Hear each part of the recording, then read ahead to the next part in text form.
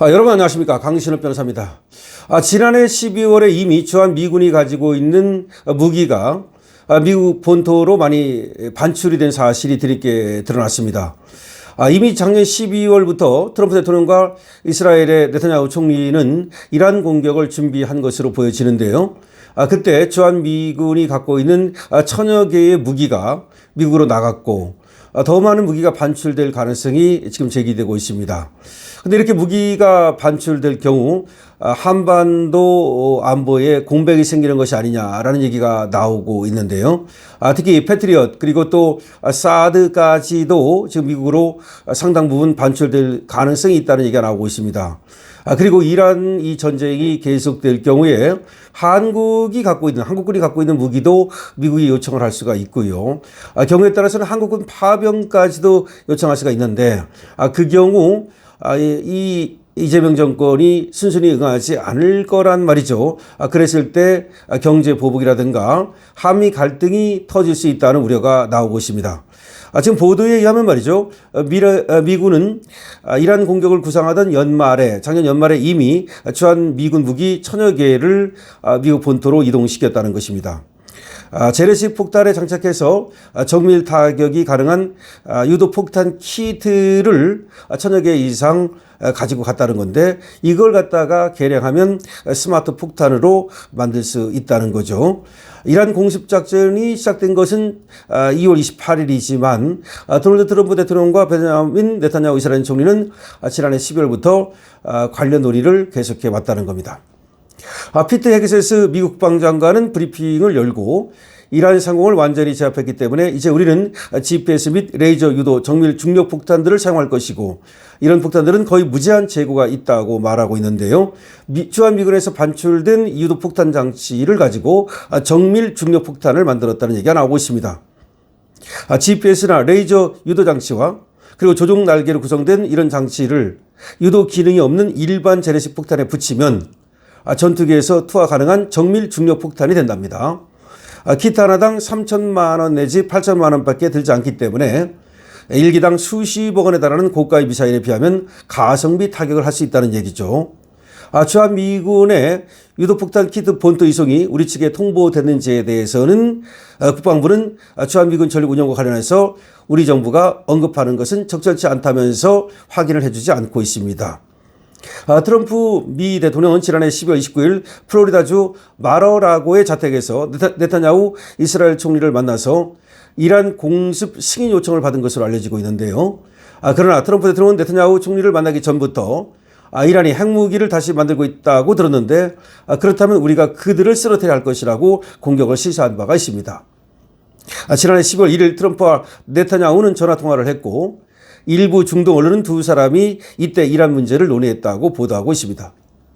지난해 6월 미국의 이란 핵시설 공습 이후 이란은 국제원자력기구의 해당 시설 사찰을 거부를 했고 이를 빌미로 미국과 이스라엘이 공격을 논의했다는 것입니다. 주한 미군이 갖고 있는 페이브웨이 유도폭탄 키트 천여 개가 오산 기지에서 미군 공군기지로 반출된 것은 바로 작년 12월 16일로 알려지고 있습니다. 미군은 이를 훈련을 위한 재분배 임무라고 했는데 사실은 이란 공격 준비와 연관된 것으로 볼 수 있다는 평이 나오고 있습니다. 전문가들은 유도폭탄 키트 이동이 전쟁 장기화 시 본격화될 주한 미군 자산 차출의 신호탄이 될 수 있다고 보고 있습니다. 청와대 관계자는 말이죠. 무기 반출 협의라는 보도가 나오고 있는데 협의를 한 적이 없다라고 하고 있습니다. 협의 없이 지금 미국에서 주한미군 무기를 빼내갔다는 얘기가 되는 거죠. 한미 간에 주한미군 자산 반출 관련 협의를 하지 않았다는 것입니다. 하지만 군 소식 등은 말이죠. 미군이 필요하다고 판단하면 주한미군 자산이 옮겨가는 것은 어렵지 않다라고 얘기합니다. 이란이 미군 기지와 대사관 등에 있는 인근 중동 국가들을 무차별 공격하면서 방공 무기 수요가 급증하고 있어서 말이죠. 한국이 지원 요청을 받을 가능성도 매우 높다는 평입니다. 우크라이나 전쟁으로 이미 요격 미사일 공급이 부족한 상황에서 미국과 걸프 국가들이 모두 추가 확보에 나섰기 때문에 상당량을 가지고 있는 한국이 주목받을 수밖에 없다는 겁니다. 이란은 현재 2,000기 이상의 중거리 탄도미사일을 확보하고 있고 비장의 카드로 극초음속 미사일 파타흐도 투입 시기를 가름하고 있는 것으로 알려지고 있습니다.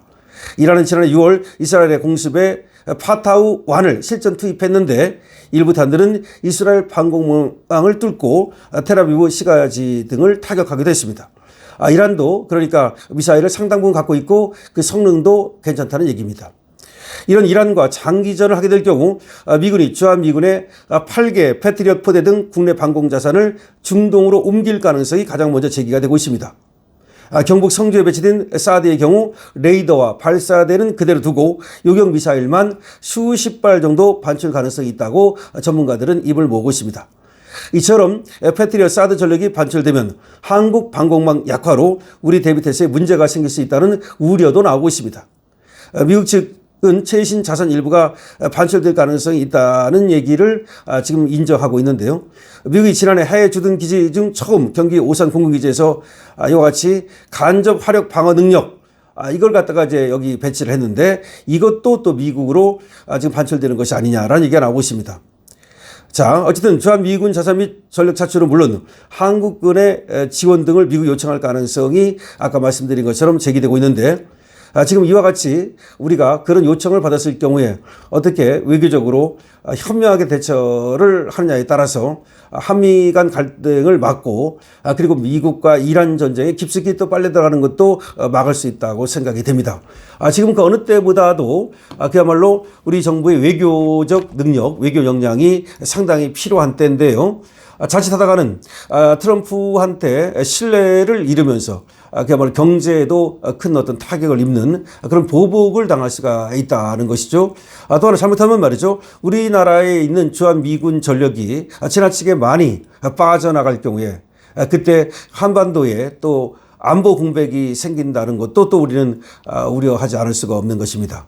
하여튼 간에 이와 같이 지금 세계 정세가 급박하게 돌아갈 때에는 정부의 어떤 능력과 그리고 대통령의 결단 같은 것이 굉장히 필요하고 또 요구되는데요. 과연 이재명 정부가 트럼프의 신뢰를 받지 못하는 상황에서 얼마나 능동적으로 대처를 할 수 있을지 걱정이 됩니다.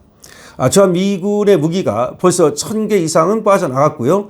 그리고 오산 기지에 많은 또 무기가 지금 이동되고 있는 걸로 봐서 더 많은 무기가 미국 본토로 이동이 됐거나 아니면 또 지금 전장으로 이동될 가능성이 제기되고 있습니다. 어쨌든 간에 지금 이와 같은 상황에서 우리나라가 어떤 할 수 있는 역할이 별로 없고 미국 측이 우리와 협의도 하지 않는 것으로 보여지는데요. 그 이유는 말이죠. 저번에 미국이 일본과 연합훈련을 할 때 그때 중국 전투기가 뜨고 미국과 일촉즉발의 상황이 생겼는데 그때 우리가 미국 측에 항의를 하는 말이죠. 그런 하프닝 같은 것이 벌어지면서 근데 미국에서 또 바로 우리 주한미군 사령관에게 또 지시를 해서 주한미군 사령관이 안규백에게 또 이의를 제기하고 항의를 하는 그런 일까지 있었고 사실은 미국 측이 사과를 하지 않았는데도 MBC가 사과를 했다고 보도를 하는 등 여러 가지 그 불미스러운 일이 있기 때문에 지금 미국과 우리의 관계가 껄끄럽기 때문에 지금 미군 무기가 밖으로 반출됐다는 것이 예사롭지 않게 들리는 겁니다. 여러분들 어떻게 생각하십니까? 여러분들의 의견을 댓글로 많이 적어주시기 바랍니다. 강신업 TV입니다.